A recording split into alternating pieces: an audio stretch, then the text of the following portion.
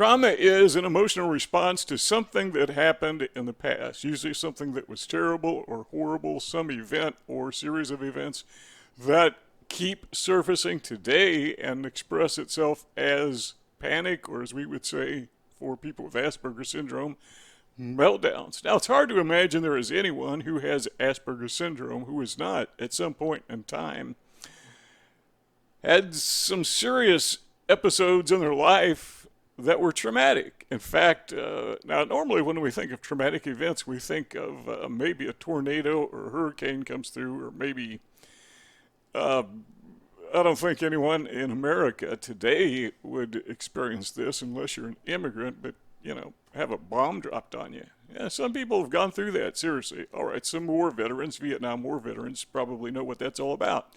That is a traumatic event.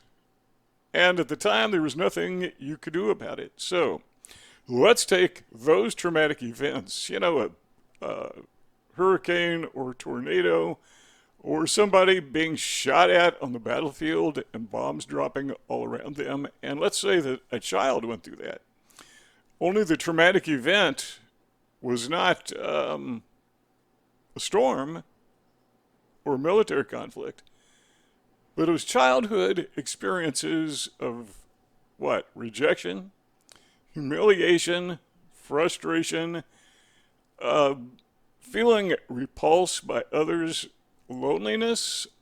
And it wasn't something that happened all at once. Now, there may have been very defined experiences, but for a person with Asperger syndrome, this would be something that was prolonged, protracted, sometimes over years, seriously. And as a little kid with nobody to turn to and not knowing what to do, that can be terribly traumatic. And it expresses itself later through what we would call panic, or again, a meltdown. So this is I was going to say it's a fairly serious topic. It's a very serious topic. It's something that we need to confront, and we need to confront it face on. So let's do that right now. But before we get to the 8 things, I want to insert this so you get a little better idea of what we're talking about when we're talking about trauma and the panic that comes afterwards. And I've got 3 real quick illustrations. I once heard of a woman, I didn't meet her, but I once heard of a woman who panicked every time there was any snow, ever. I mean, you could have a little light dusting of snow and she would go into panic mode. And it turns out that at one point in time in her life, she was caught in a blizzard. I don't remember if she was a child at the time or she was an adult. But that's an example of trauma expressing itself as panic later in life. Another example, I once knew a woman who was terrified of birds. She would visit somebody's home and they had a little canary, in the cage, and it would terrify her. And if those people would let the canary out of the cage, poor little girl, she'd go berserk. And even after she grew into an adult, she still went berserk. I mean, she couldn't help it. It was just an automatic response that dated back to an earlier traumatic experience. And I asked her, why are you afraid of birds? And she said, well, when she was little, her cousin locked her in some kind of an outbuilding, like a shed, and there was a bird or birds, maybe it was a chicken coop, I don't actually know. And they just locked her in there, and these birds were terrified her because they were flying back and forth and fluttering, really kind of harmless. But to a little girl, she didn't know. And the third example was there was a guy that I knew who was terrified of frogs. Yeah, frogs. And he wasn't shy about it. He told people, and they thought it was funny, his coworkers, and it was kind of funny. The guy's afraid of frogs. And what prompted me to ask him was not only that it was well known that he was terrified of frogs, but he had this little porcelain frog that sat on his work desk because one of his coworkers gave it to him. It was kind of a joke, but it was that type of joke where it was a friendly joke, So he kept that porcelain frog on his desk to remind him constantly that his friends in the workplace kind of cared about him, you know. So I asked him, why are you afraid of frogs? Did you have an experience when you were a kid? And it turns out he had the same experience that the girl had, where somebody had locked him in an outbuilding of some kind that had frogs in it. And I don't know, he's probably 4 or 5 years old. Maybe he really didn't tell me how old he was, but I was just guessing. So every time he encountered a frog, he'd go into meltdown mode. He would panic. He would go berserk. Now, people with Asperger syndrome, they were once locked into a building with other kids. And it wasn't like for a few minutes, like the guy with frogs and the girl with birds or chickens, whatever they were. But they were locked in it all day long, day after day after day after day. It's like somebody who is living at home with abusive parents or somebody else who's abusive. But they were locked in the school building with these little people who terrorized them day after day, week after week, year after year. It was a prolonged, traumatic experience. And there are some other examples. You just draw from your experience. As a person with Asperger syndrome, what traumatic experiences did you have to face? And now you have to cope with a panicking that we call the meltdowns that are a product or an expression of that trauma, which is still there. The traumatic experience is still being lived over and over and over again, even though school, maybe years, decades in my case, in the past. But still, those traumatic experiences manifest themselves through meltdowns, through panic. Okay, what are the 8 secrets? We are going to go over these fairly quickly, so you need to listen fast. Number 1 is this. Simply create an awareness of the original cause of the trauma. That's kind of easy, but just remember, evoke your memory. What did you go through in school or playground or wherever you happen to be where you were traumatized? And just remember, think about it. How hard is that? So the second thing is this. Reverse engineer that cause. Okay, now that you have it in your memory, go back and reverse engineer it, asking yourself, what was it about that experience? And you may have already done this, but what was it about that experience, that prolonged experience, that I found so traumatic, that I found so difficult to face? What is it about that? Second thing is to reverse engineer the cause. Third thing is to reverse engineer the traumatic response. Okay, now we're talking up to date, right now. The last time you had a meltdown. The last time you panicked. Stop and think about that. Or the next time, stop and think about it. And ask yourself, what is it that is triggering that response at that point in time? Reverse engineer it. It could be that you are in a crowded place, and that triggers the traumatic response, the panic, the meltdown. It could be that you were with an individual, maybe a stranger, maybe a friend, and you go into lockdown mode. You know, that very self-conscious thing where people with Asperger's syndrome find themselves almost like it's a different personality. And you don't want to be self-conscious, and you don't want to tighten up, and you don't want to go in that safe space in your brain.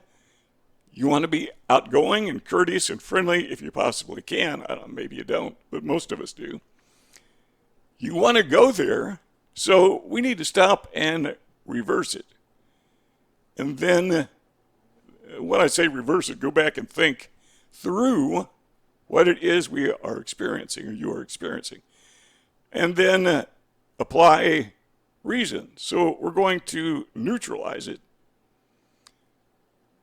by acknowledging that our response is not really logical, it's not reasonable. It's not rational. Now, if you were attacked by a lion when you were a kid, maybe somebody watching had that experience. And now as an adult, you were terrified every time you see a cat.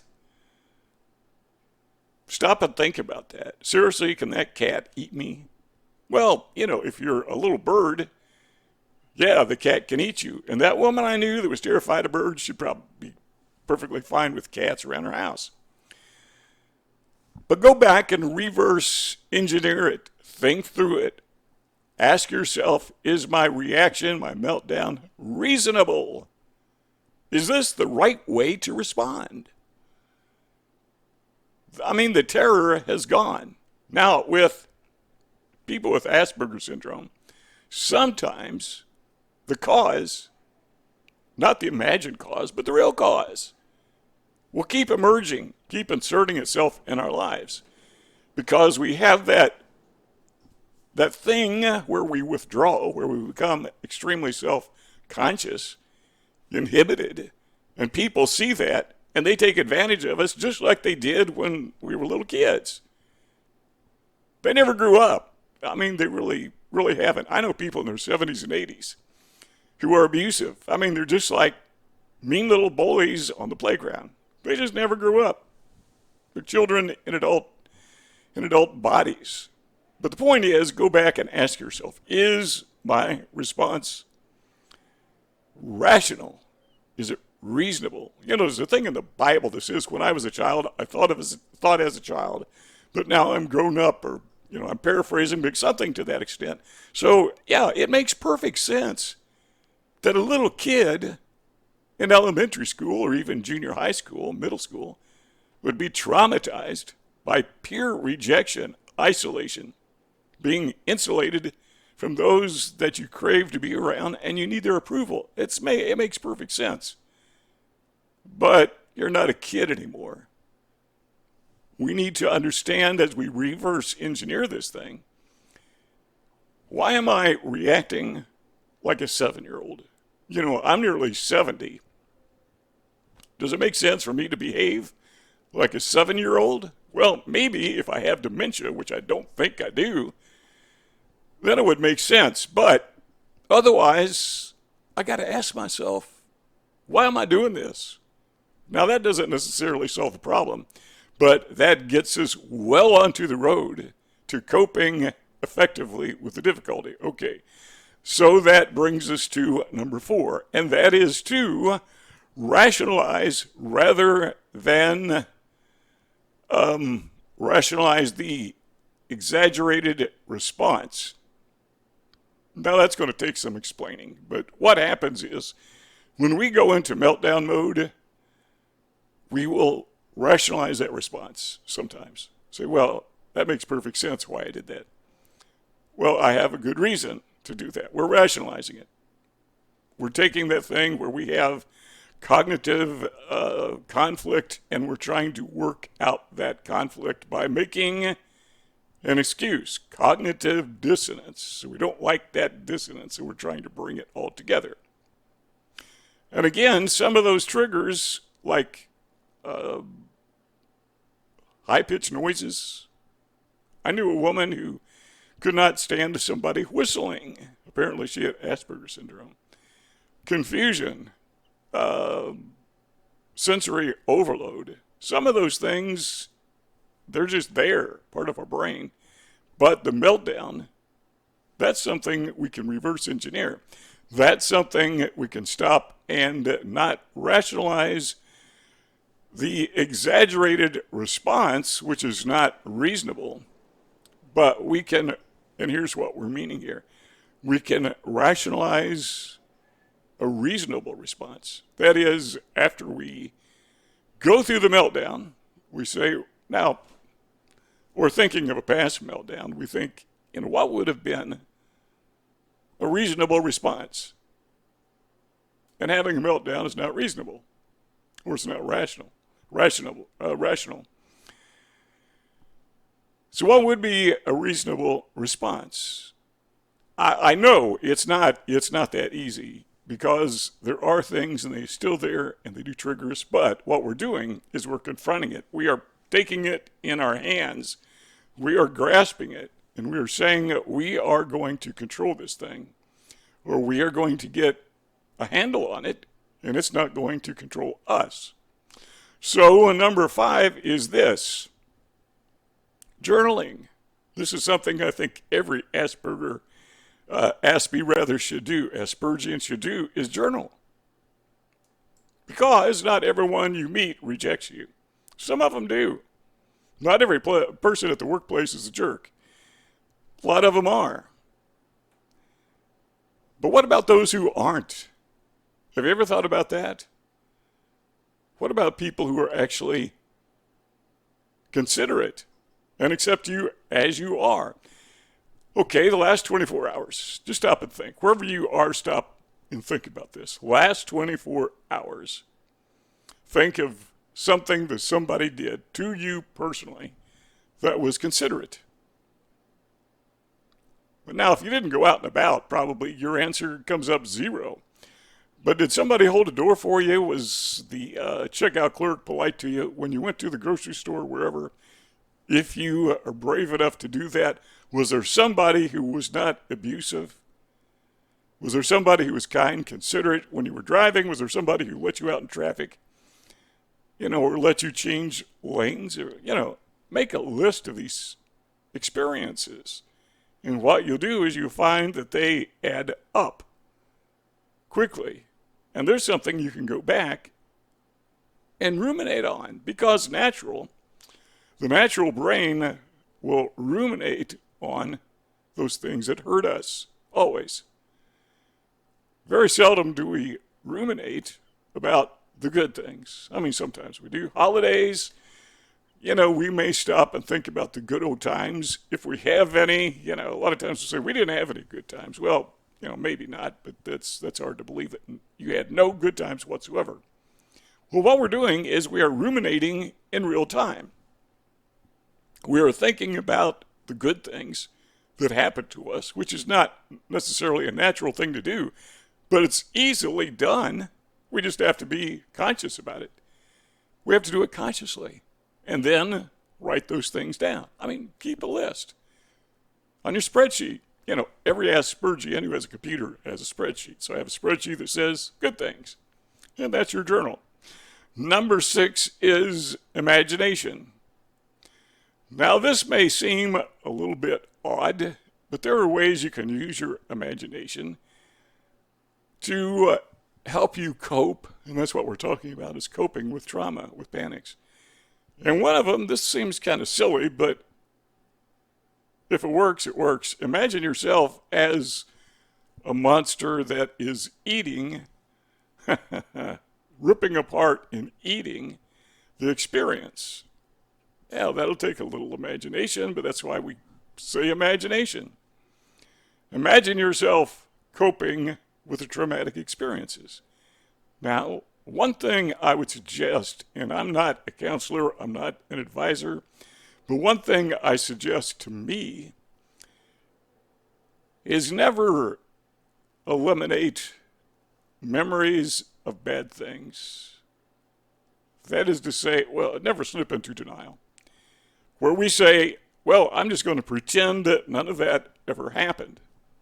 What good does that do? I mean, now you're in a state of, the state of denial, and you can't cope with something unless you acknowledge that it happened.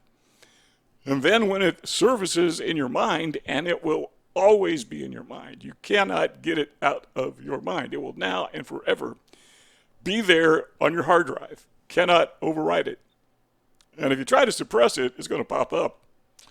Like a pop-up when you're browsing a web page, and this thing just pops up out of nowhere. You will find that you have those traumatic experiences pop up, and they express themselves again as a panic attack, or as a meltdown. So don't suppress them, just deal with them. And imagining that you're eating it, or that you're controlling it, or that you're clawing away at it. That's a coping device. Number 7 is this. Congratulate yourself. Now, by that, I simply mean that You have acknowledged the problem. You have dealt with it.